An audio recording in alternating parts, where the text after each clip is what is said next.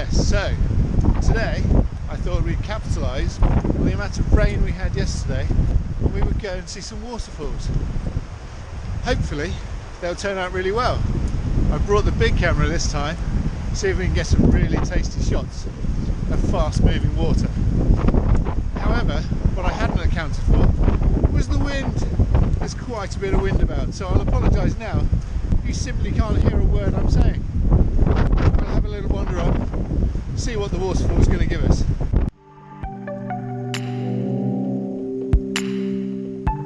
Of course, with every waterfall there has to be a bit of a climb. As you can see behind me, there's some rather nice steps. Things I do for you guys. Anyway, let's get up to the top of the waterfall.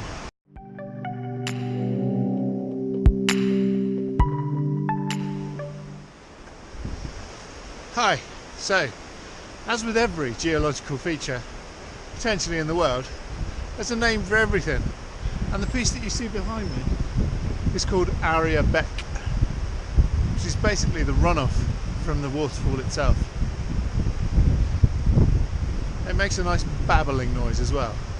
We're almost at the main waterfall now, and I thought I'd do a little bit of a report from here because I fear you may not be able to hear me when we get close to the waterfall.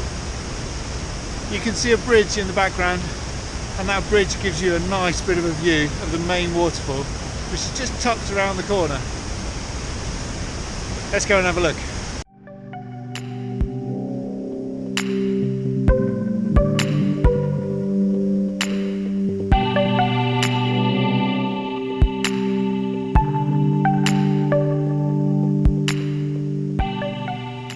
Falling some 56 metres down into this valley, the Area Falls is quite a sight.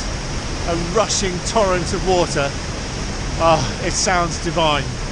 So we've reached the bridge at the top of the falls. Let's have a look over the edge and see what we think.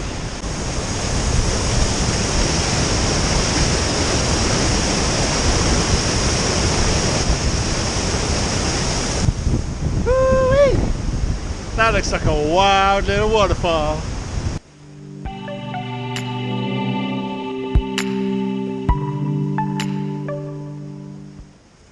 Now normally when you come above the waterfall it's quite quiet, a little bit of a babbling brook, but as you can see behind me, oh my goodness, there's a huge amount of water. It's all come off the hills, out the sky. But it's made for a really good waterfall. So I guess you're wondering why I've stopped round near the Curbstone Pass. Well, I paused because, for the simple reason, I managed to see a little waterfallette by the side of the road, and I did say if I would see one that I fancied stopping, that I would stop. And you know what? I stopped. Let's have a look at it.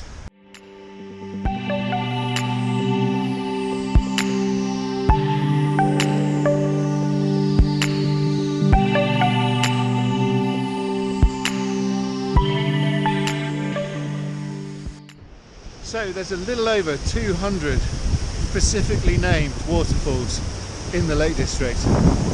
This is not one of them.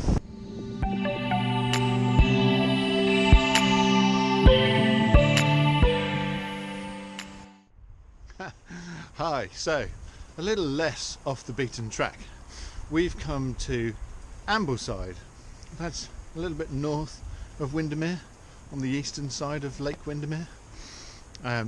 Here there's a beautiful set of waterfalls. Let's have a wander up. Why do I like these waterfalls?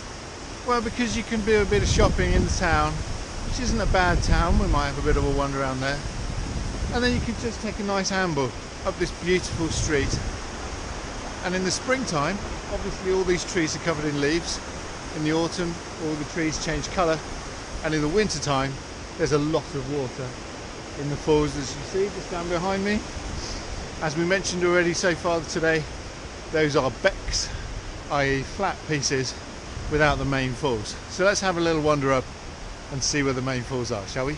Hi, so I've come to one of the viewing platforms on the way up, and as you can see, it looks quite spectacular. It drops some 42 metres down into the valley and then just peters on into Ambleside. We'll see the actual outfall of that in a bit when we go through Ambleside for a bit of an amble. So we're a little bit closer to the water now, and you can see some of the force and the power from that water coming down and going into the valley.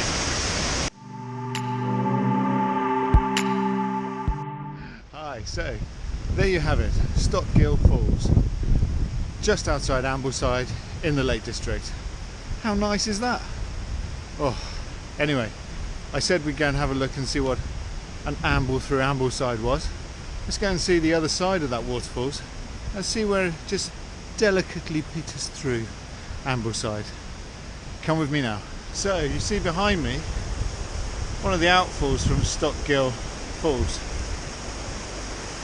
as it takes an amble through Ambleside. It's nice.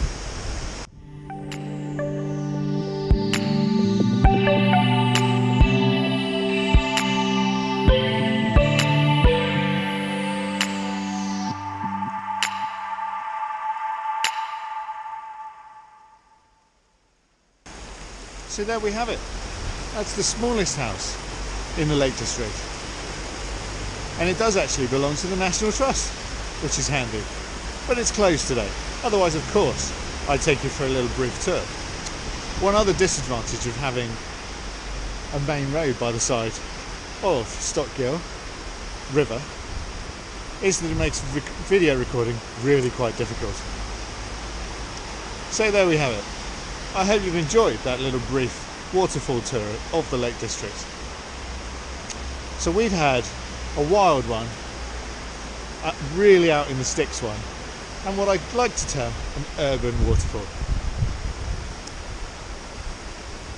Take care, thanks for watching, and I'll join you on the next video.